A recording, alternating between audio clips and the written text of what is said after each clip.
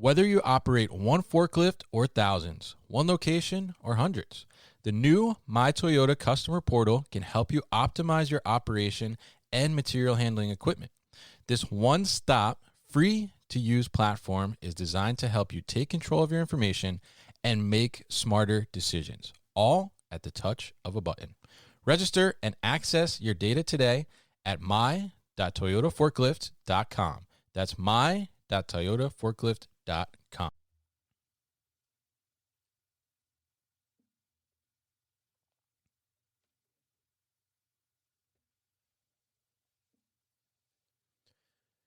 Hey, it's Kevin Lawton with the New Warehouse Podcast, bringing you a new episode today. And on today's episode, I am going to be joined by Reid Jackson. He is the Vice President of Business Development over at GS1 US. And GS1 is focused on standards and standardization. And if you guys know me, you know I love standardization in the warehouse, but they're focused on some more foundational standardization, I would say. And Reid's going to talk to us a little bit about that, kind of the roots of GS1, maybe some of what they're more commonly known for historically. But we're going to talk too about how they're getting involved in kind of new technologies, automation specifically, and how they're creating some standards around that as well to help that industry kind of continue to evolve, but evolve in a very smart way. So, Reid, welcome to the show. How are you? I'm great, Kevin. Thank you so much for having me. I appreciate the time today.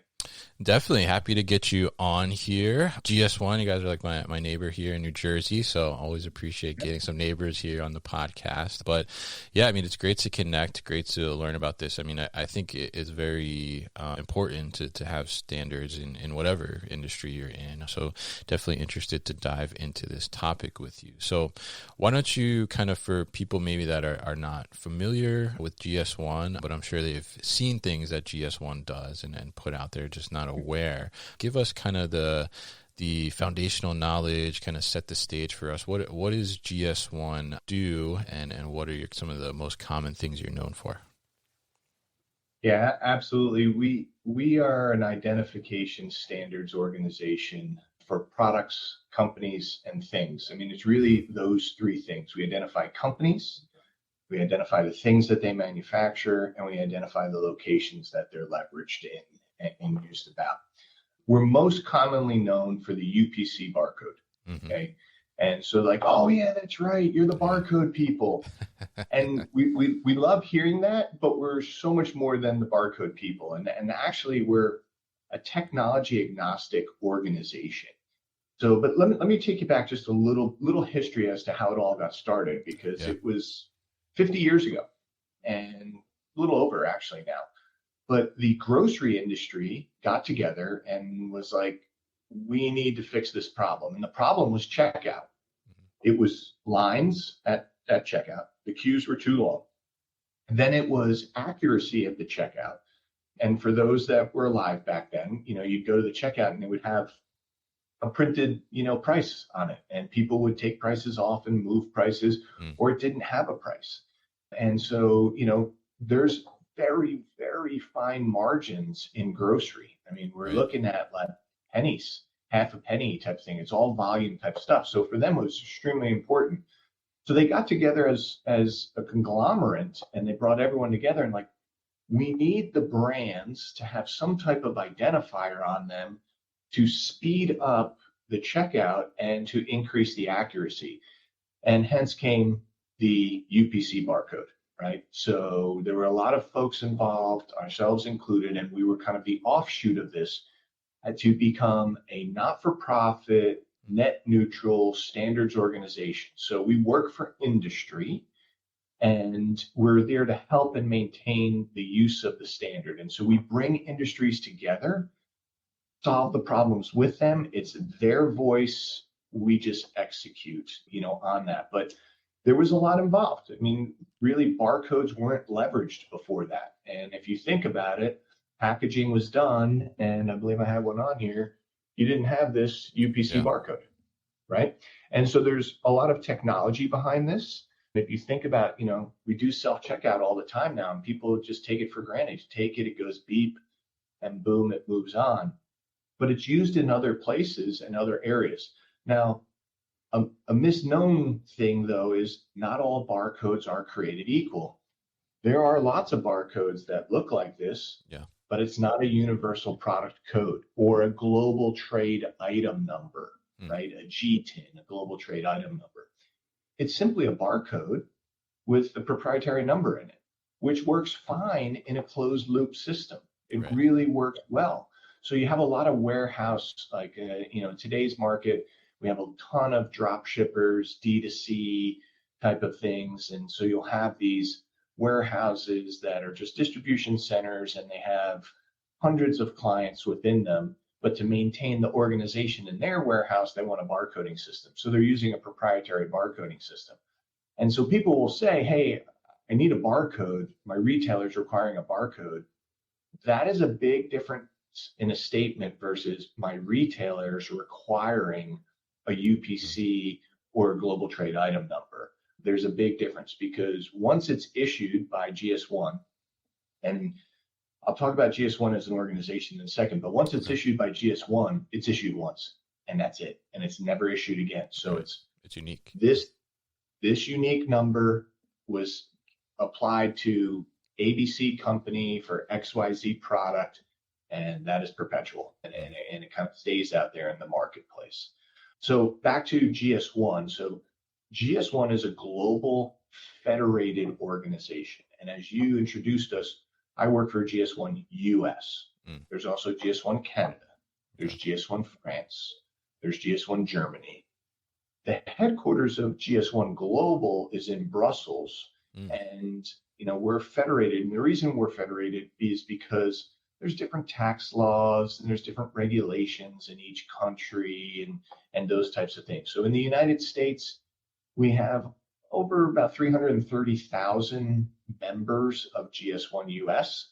And these are, companies that have tons of different products, everything from the Johnson and Johnsons to the Procter and Gamble's to the, folks that came out of COVID and started, manufacturing soaps and lotions and disinfectants and other types of materials and products, and they start selling them. You don't need to have a UPC to sell online, but a lot of retailers require it because it makes the whole checkout and inventory process streamlined for them. So they've created efficiencies and investments.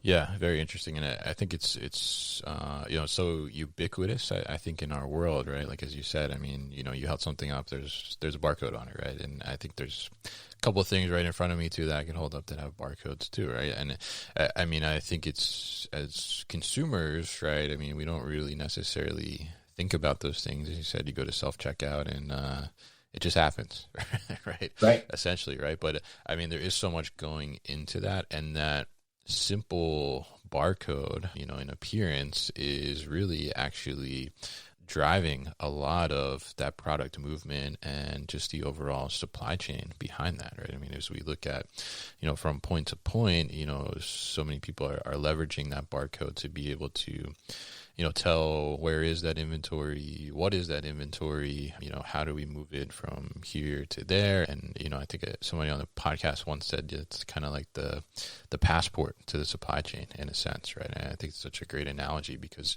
you really need to, in order to ensure that you're moving that thing properly through all the different channels, have that kind of unique identification, which you guys are able to provide. I'm curious for kind of the opposite side of things. I mean, if a company or a product doesn't have this, unique UPC or GTIN barcode, whatever the case is, I mean, what could happen to their product? Like, what could go bad?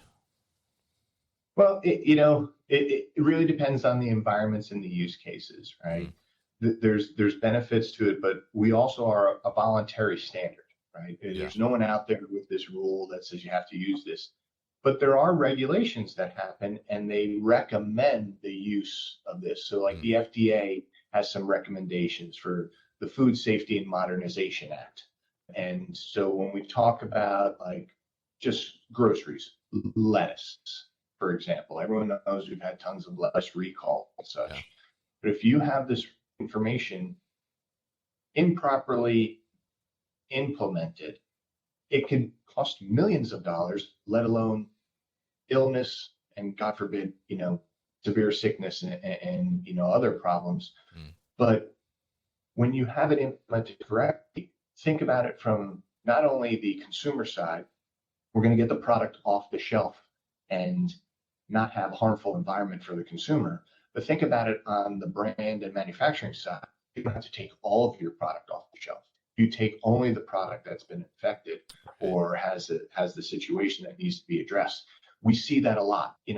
A lot of folks in the U.S. are familiar with the Subway, sandwich stores, not the Subway you get on a train and go, but where you kind of go like your Blimpies and your Jimmy John's and your, there's Jersey Mike's for us here. Although I live in North Carolina and there's more Jersey Mike's in North Carolina than there are in New Jersey. But Subway is a company that, when they started out, they would take product, lettuce, tomato, meat, spreads, everything. They would take it into their inventory from tons of different suppliers, but they would inventory it all the same. Whether it was lettuce from Kevin or lettuce from Reid or lettuce from the Smith farm, when it came in, it was lettuce. And then if there was ever a problem, E. coli or bacteria or something else that happened, because, things happen, they would have to recall everything. Now they've moved over and they've implemented GS1 standards. And so now it's like, hey, Reid's farm had an E. coli breakout. Kevin's farm is fine. The Smith's farm is fine. Only recall any place that received Reid's lettuce. And that's where the standards really come in to help. And the other thing I want to build on too is talk about UPTs and global trade items, but they also build into purchase order agreements and manifestos of what's on a shipping container. So we have serialized shipping container codes that are built off of the others that we have. So it's really a system of standards that are being leveraged. Yeah, it's very interesting. And I think there's so many different parts and aspects, as we're touching on here, that are just stemming from, just some stripes, right?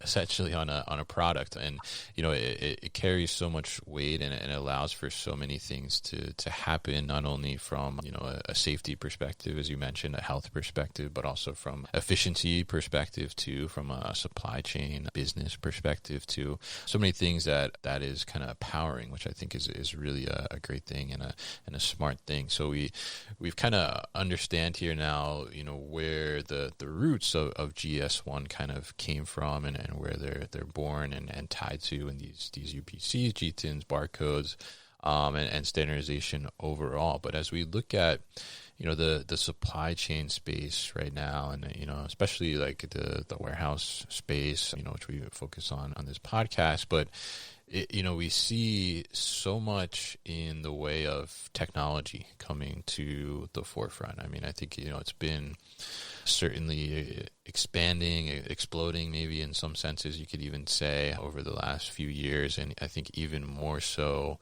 more rapidly accelerated with the pandemic in terms of, not only systems, AI, robotics, automation, but, it's just wild to see kind of this growth of all these things. And from GS1's perspective, you guys are also kind of getting involved in this rapid technology expansion and bringing some standardization to that. So I guess tell us a little bit about on that side of things for GS1. How are you getting involved in, I guess, let's say automation, for example, in the space and bringing some of your standardization to that?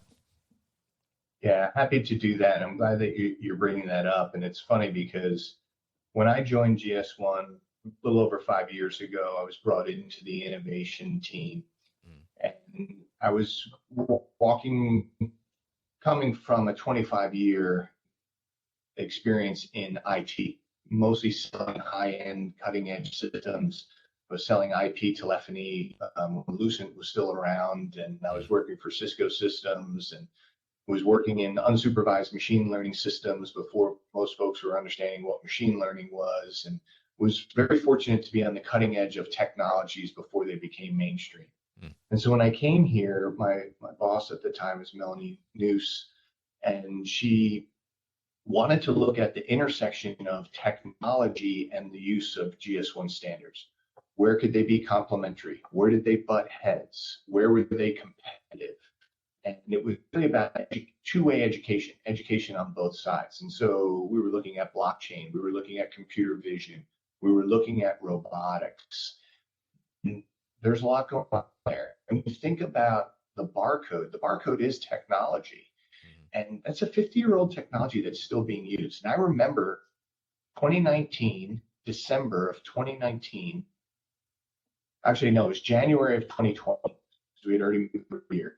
An associate and myself were in San Francisco at an AI/computer vision conference. Okay. And we were always looking at these things. We were meeting with a lot of companies that were doing self-checkout, right? I mean, because that was when the grab and go from Amazon had come out, and 7-Eleven was implementing it in some stores. And so we were always looking at this, and there was a conversation about one of the presenters, and I was sitting in the front row, and he knew who I was, and he was talking about computer vision, and he's like, computer vision will completely replace the barcode.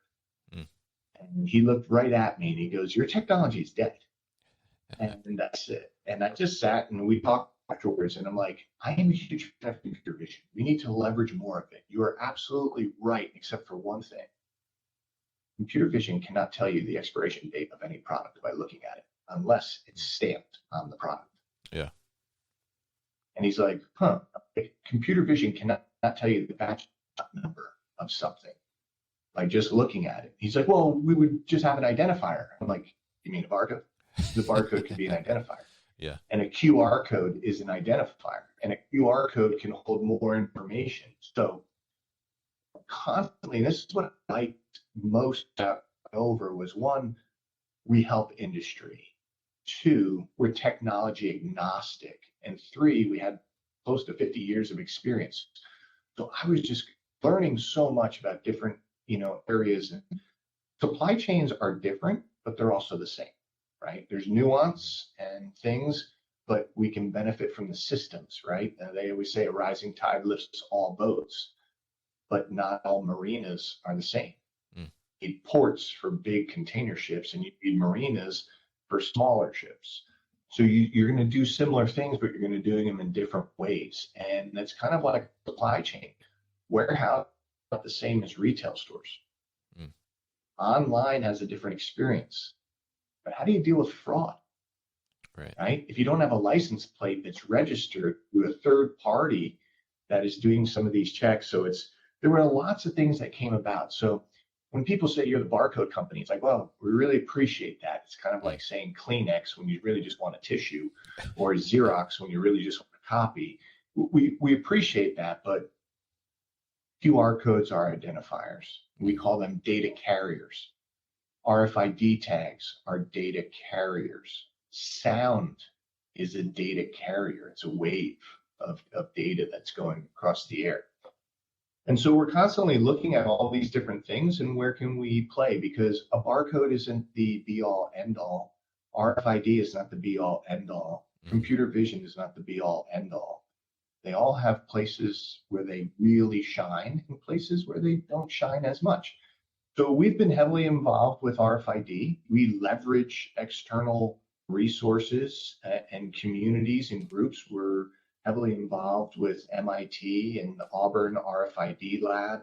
We're constantly looking at these technologies and how they're being implemented and used. And then we're trying to really get with industry, because you'll have the medical industry wants to use RFID one way, and they'll say, hey, we want to use 128 bits.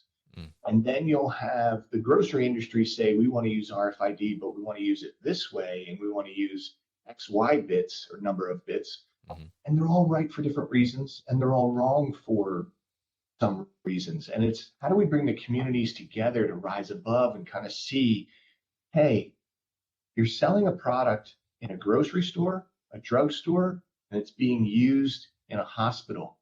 Those are three very different supply chains with very singular swim lanes, but it's the same product. We need information about that product.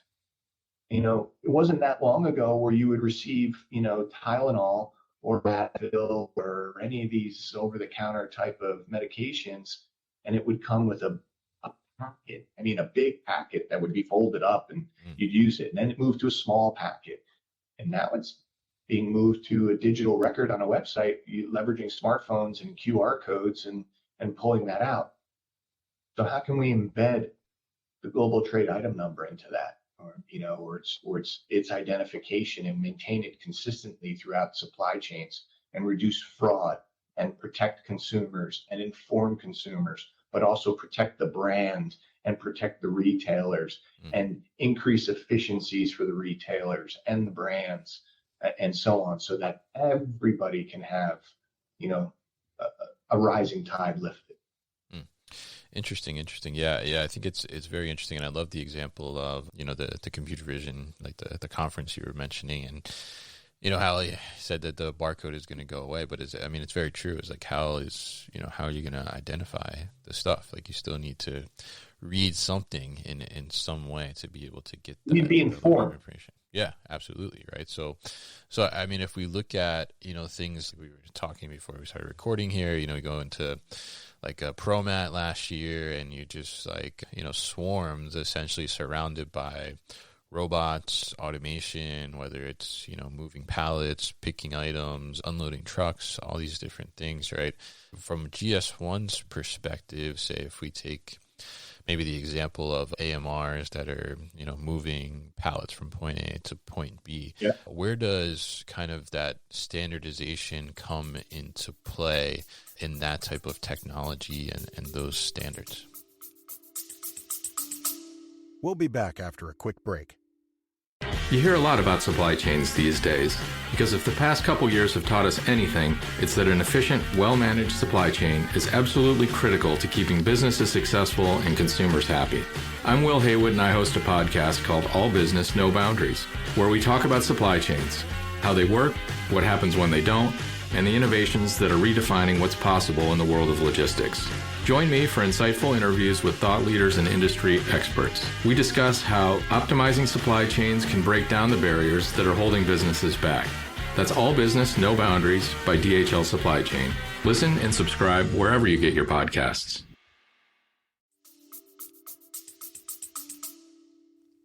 So it's an excellent question, and ProMat is an amazing conference. I would encourage folks, if you ever get the opportunity, to check it out, because it will blow your mind as to what's really out. And when people talk about robotics, we often really think about the physical robotics, the arms, right? The little trolleys that move, shelving around, and all different things. But there's also software robotics, right? It's the automation of things that are happening. It's building scripts and skills and what I would say is systems. And it's funny because we were just having this conversation yesterday.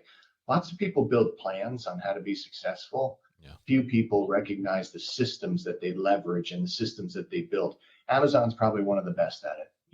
Jeff Bezos, just a brilliant person, like him, hate him, whatever, but still just the ideas of things that he's come up with, and they leverage systems.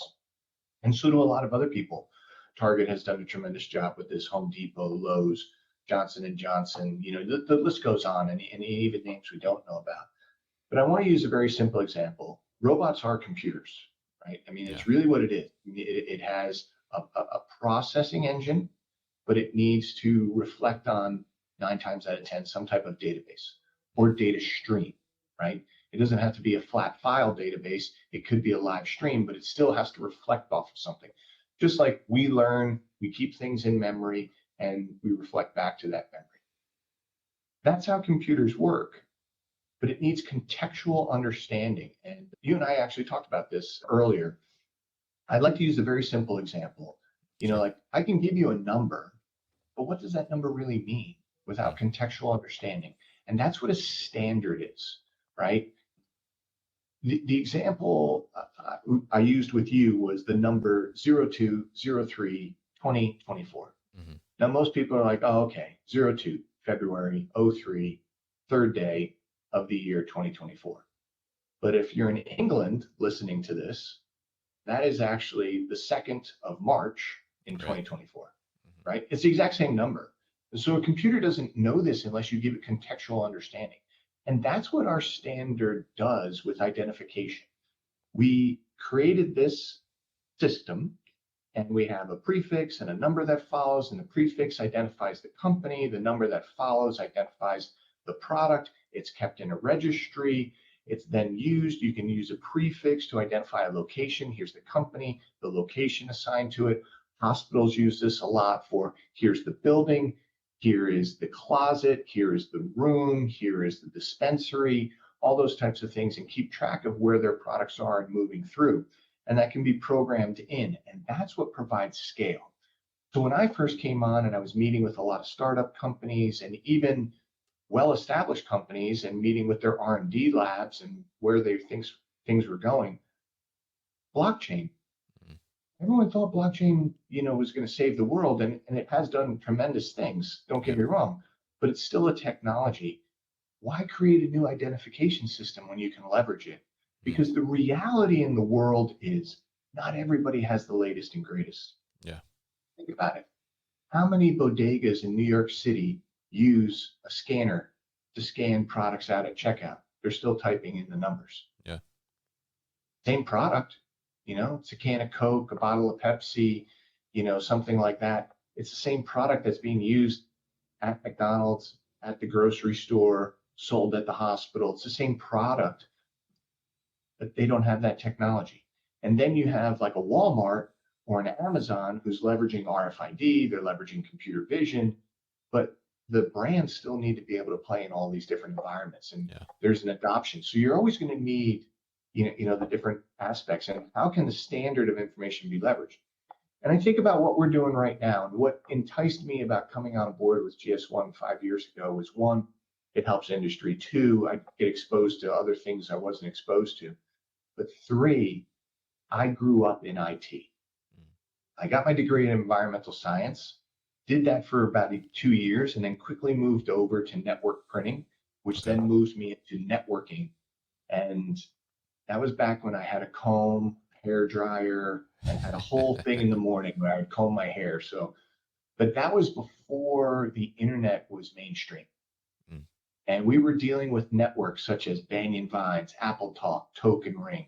And you understood what a wide area network was versus a local area network. And companies were still leveraging a lot of mainframes. And retailers still leverage a lot of mainframes today. They've got so much information in there and so much invested, they can't just throw them out. So how do they tack things on? Still using a lot of shared web services too, but Cobalt isn't dead. But anyway, what I recognized real fast about GS1 standards was the relationship that I had in growing up. And when Cisco systems pushed through the internet protocol and routers, and you still did wide area networks and local area networks, but now everyone could talk to each other because it wasn't an Apple network and it wasn't a Novell network and it wasn't an IBM network. It was just a network. It was the internetwork. And so that's really what I see with GS1. It's not your supply chain or their supply chain. And I think it's irony in the name, supply chain, right? It's like this link, but it's not linear. It's not even just circular. It's a web. It's a web. I mean, if you look around, what did we go through with COVID? And what are we, on the tip of right now with, the conflicts around the globe that are disrupting shipping lanes? Yeah. We're going to be running it. So people are scrambling. Where can I get my supplies from? And where can I get this from? And how can I fill this gap? It's a web. So think about if you were to start today and one of your clients spoke English, and then that worked out great. But all of a sudden tomorrow they were speaking Japanese. Yeah. And then it was Mandarin. And then it was Farsi, right? And then it was German.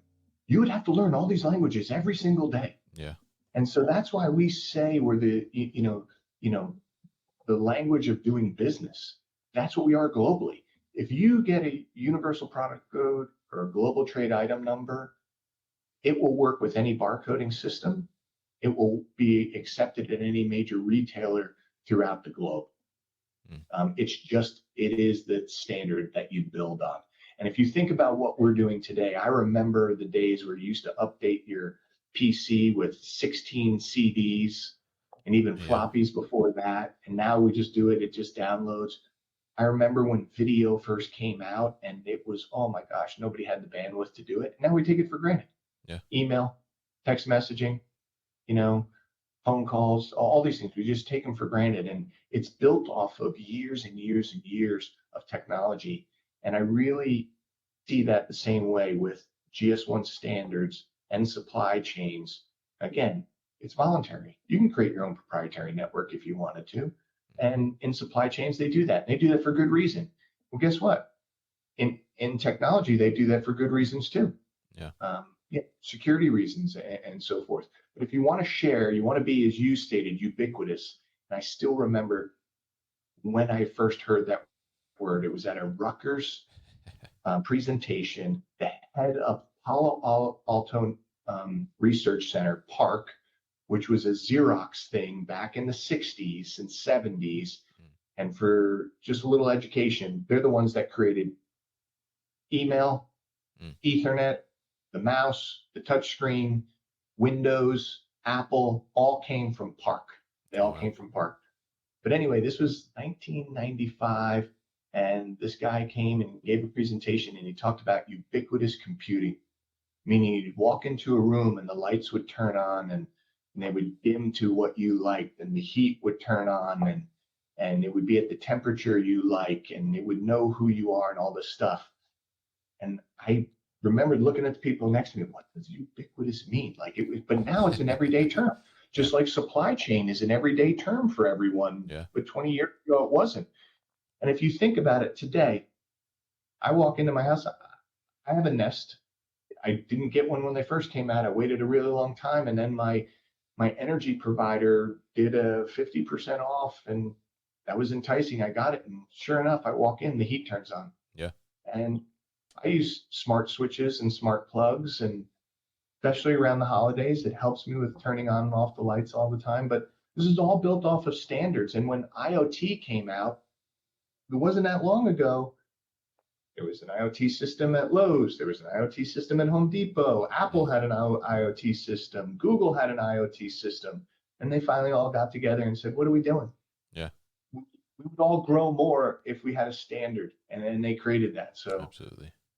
yeah, a lot of commonality.